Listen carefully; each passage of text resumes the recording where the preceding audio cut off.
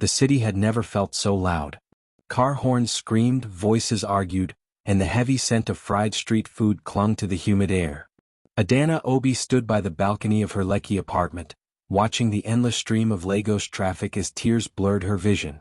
Her engagement ring, a flawless diamond once worn with pride, now felt like a shackle on her finger. She had discovered the truth 2 days ago.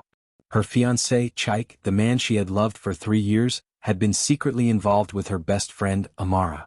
The betrayal cut deeper than she thought possible. Everywhere she turned in Lagos reminded her of them.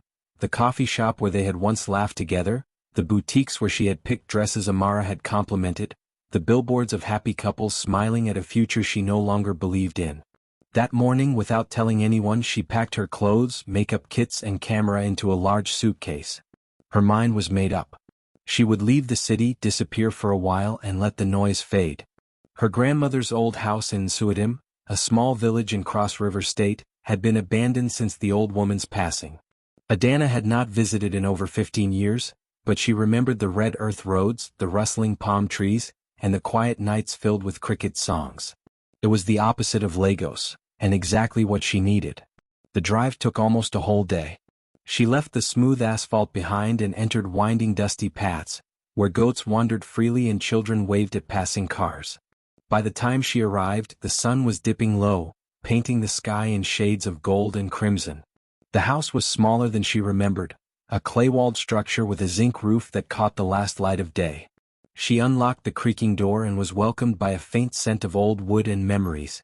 That night, she lay on a bed covered in a faded floral sheet, listening to the unfamiliar silence. No traffic, no music from neighbors, no phone buzzing with endless notifications. Just stillness. It was the following morning, while struggling to fetch water from the nearby stream, that she met him. Etim was tall, broad-shouldered, and barefoot, with skin bronzed by the sun. He balanced a gourd of palm wine on one shoulder and looked at her with quiet curiosity. His eyes were dark and calm, yet sharp, as if they could see beyond her perfectly styled hair and city clothes into the storm she carried inside. "You must be Mama Adanna's granddaughter," he said softly. Adanna straightened, brushing dust from her dress. "Yes, and you are." "Etim," he replied, shifting the gourd. "I tap palm wine. My father knew your grandmother. If you need help settling in, I can assist." There was no smile, no flirting, just a simple offer, spoken with sincerity. But something in his presence unsettled her. She had come here to escape people, not meet anyone new. Still, as she watched him walk away, the morning sun catching the curve of his shoulders, she felt the faintest pull in her chest. She told herself it was nothing. But Nsuitim had other plans. By her 3rd day in Nsuitim, Adanna had already grown tired of instant noodles and bread. The village air made her hungrier than usual, and she decided to visit the local market to buy fresh ingredients. She wore a white sundress, a wide-brimmed hat and sunglasses, the kind of outfit perfect for a Lagos brunch. But here it drew stares. Children giggled behind her as she passed, and 2 elderly women exchanged knowing looks. The market was alive with color and sound. Stalls overflowed with fresh vegetables, ripe plantains, smoked fish, and baskets of peppers so red they looked like drops of fire. Traders called out prices, roosters crowed from somewhere nearby, and the aroma of grilled corn drifted through the air. Adanna moved from one stall to another, politely asking for prices. But her city accent betrayed her. The prices she heard were suspiciously high, and when she hesitated, the sellers exchanged amused glances. "You are buying plantains?" a deep voice asked from behind her. She turned to find Etim holding a bundle of firewood, his shirt slightly damp with sweat from the morning sun. "Yes," she replied. "But they seem expensive." He smiled faintly. "That is because they think you do not know the local price." Before she could respond, he stepped forward, greeted the plantain seller warmly in Efik, and in less than a minute the price dropped by half. Adanna blinked in surprise. "That is impressive." "It is just knowing how to speak their language," he said simply. "You will learn." They continued through the market together. He showed her how to pick the freshest tomatoes, how to smell smoked fish for quality, and even haggled for a basket of peppers until the seller threw in a handful of onions for free. At one point, a goat wandered into their path, and in her panic to avoid it, Adanna grabbed Etim's arm. It was a brief touch, but her fingers brushed against the warmth of his skin, and for a moment she forgot to let go. They walked back to her grandmother's house with the sun high above them, the rhythmic sound of their footsteps mingling with the rustle of palm leaves. That night, as she cooked the stew with the ingredients they bought together, she realized something unexpected. For the first time since she left Lagos, she felt lighter. It was early afternoon when the sound of hurried footsteps and a loud crash startled Adanna. She had been seated on the veranda, sipping palm wine diluted with cold water, a taste she was slowly learning to appreciate. Looking up, she saw Etim standing by the gate, his expression somewhere between frustration and embarrassment. At his feet lay a broken clay jar, water spilling into the red earth. "I was bringing water from the stream," he explained, rubbing the back of his neck, but the rope holding the jar snapped. Adanna stood, stepping closer. "You can use the blue container in the kitchen. It's plastic, no ropes to snap." Etim chuckled. "It will do, but the stream is far. You should not go alone with it." "I wasn't planning to," she replied quickly. "But, if you want, I can help you carry it back. I owe you for the market the other day." He hesitated, then nodded. The path to the stream wound through a patch of tall grass that swayed in the breeze. Birds darted overhead, and the faint sound of water grew louder as they walked. Adanna had never been this far from the house since she arrived. The air here was cleaner, cooler, and filled with the scent of wet earth. At the stream, Etim knelt and filled the plastic container, his strong arms lifting it with ease. He insisted on carrying the heavier load, but Adanna stubbornly took a smaller bucket for herself. Halfway back, the path narrowed and Adanna misstepped, twisting her ankle slightly. She winced, trying to walk it off, but Etim noticed immediately. Without asking, he set down the container, turned to her and said, "Sit." She obeyed, lowering herself onto a smooth rock by the side of the path. He crouched, gently taking her foot in his hands. His touch was careful, his fingers firm yet tender as he checked for injury. "It is not serious," he said softly, looking up at her. "But you should rest a moment." Their eyes held for a little longer than either intended. The air between them shifted, heavy with something unspoken. When they finally reached the house, he carried both containers the rest of the way without complaint. As he set them down by the kitchen door, Adanna found herself smiling. She had come here to heal from heartbreak, yet somehow the village was breaking her walls instead. A week later, the village was buzzing with excitement. Nsuatim's annual Moonlight Festival had arrived, a night of music, dance, and food held to celebrate the harvest season. Adanna had heard about it from passing conversations at the market, but she hadn't planned on attending. Crowds still made her uneasy. That changed when Etim appeared at her grandmother's gate just before sunset. He wore a clean white shirt and neatly pressed trousers, his hair brushed back. In his hand he carried a small woven basket. "For you," he said simply, handing it over. Inside was a beaded necklace of red and white coral stones. "It belonged to my mother. At the festival, people wear something that shows they are part of the community. You are part of it now." Adanna's fingers lingered on the beads. "Etim, I don't know what to say." "Just wear it," he replied, a faint smile tugging at his lips. The festival grounds were alive when they arrived. Lanterns hung from bamboo poles, casting warm light over dancers in brightly patterned wrappers. Drums pounded in steady rhythm, accompanied by the cheerful melodies of flutes.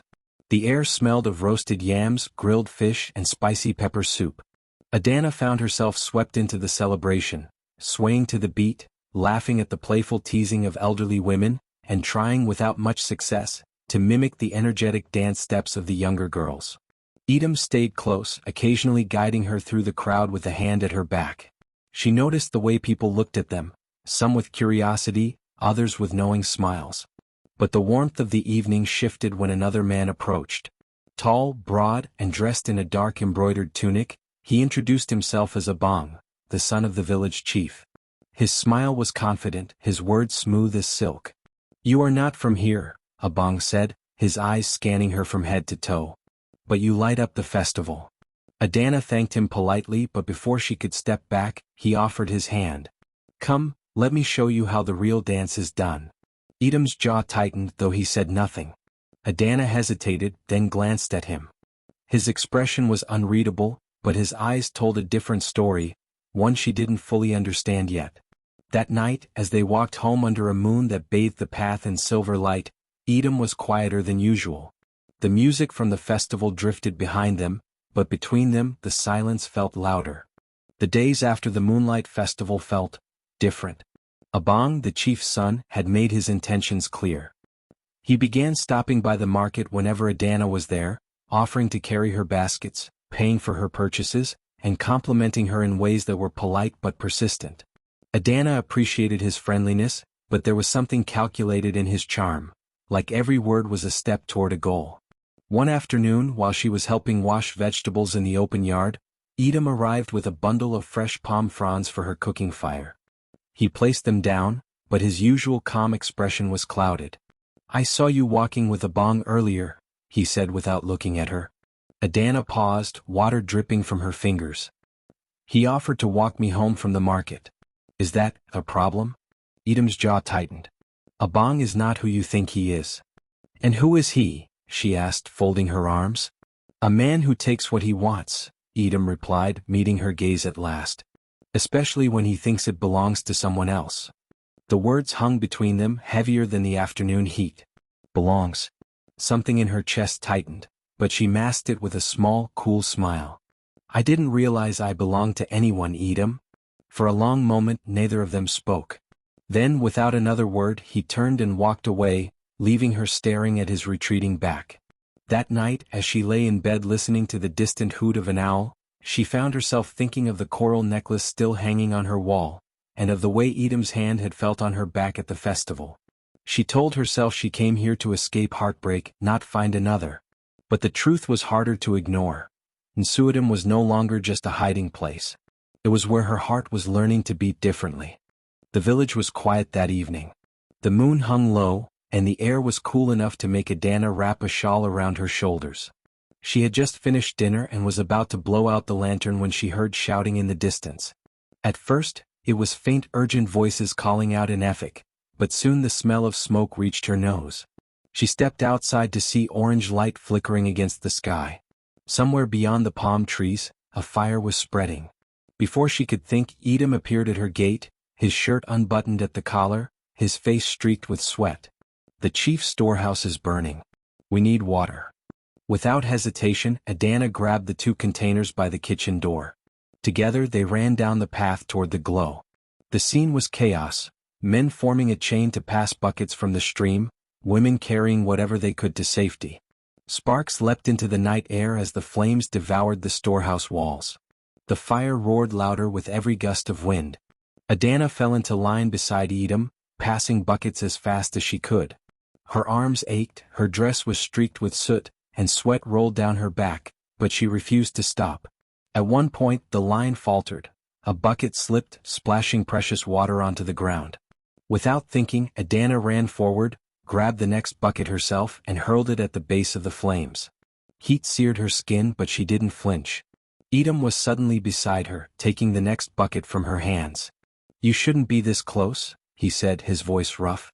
"I'm not leaving," she replied, breathless. The fire was finally beaten back after what felt like hours. The storehouse was badly damaged, but the grain inside had been saved. Villagers patted each other's backs, some laughing in relief, others too tired to speak.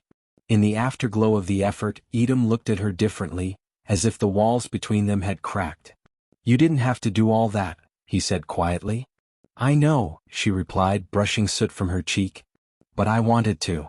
For a moment, neither of them moved. The world seemed to narrow to just the 2 of them, standing in the smoky night air, their breaths mingling. But before anything more could happen, Obong's voice cut through the crowd, calling for Etim. And just like that, the spell broke. The fire had left the village restless for days.